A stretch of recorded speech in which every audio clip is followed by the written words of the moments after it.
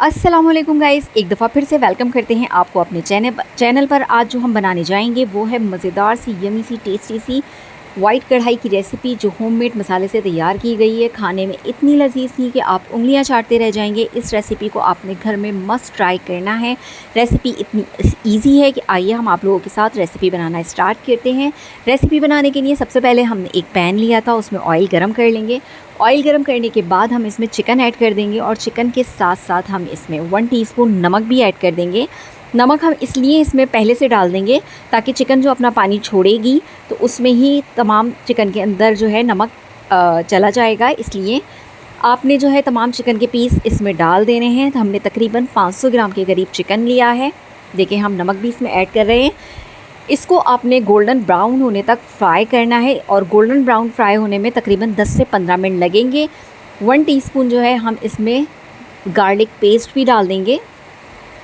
अब आपने इसको अच्छे तरीके से फ्राई कर लेना है। इसका तमाम पानी जो है वो ड्राई कर लेना है।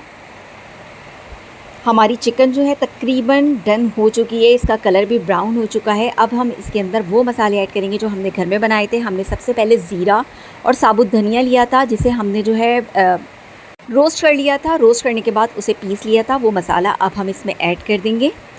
4 से 6 हम इसमें हरी मिर्चें ऐड करेंगे। 1 टीस्पून हम इसमें ब्लैक पेपर ऐड करेंगे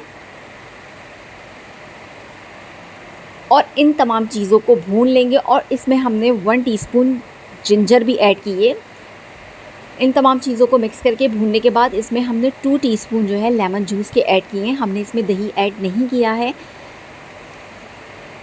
3-4 मिनट आप इसके साथ फिर भून लेंगे। इसके बाद जो है आप इसे कवर करके रख देंगे ताकि चिकन जो है अंदर तक कुक हो जाए। इसमें से खुशबू भी बहुत अच्छी आने लगी है। अब हम लास्ट में इसमें मलाई ऐड कर देंगे, जो दिखने में भी इतनी अच्छी लग रही है और खाने में भी इतनी लजीज बनी थी। अगर आप लोगों को हमारी वीडियो पसंद आए तो please like, share and subscribe ज़रूर कर दिएगा और हमें कमेंट्स करके ज़रूर बताइएगा कि आज की रेसिपी आपको हमारी कैसी लगी। देखिए दिखने में भी कितनी अच्छी लग रही है। आप भी अपनी फैमिली के साथ इस रेसिपी को ज़रूर ट्राई करें। ये बहुत मज़े की, बहुत यमी और बहुत टेस्टी बनी थी।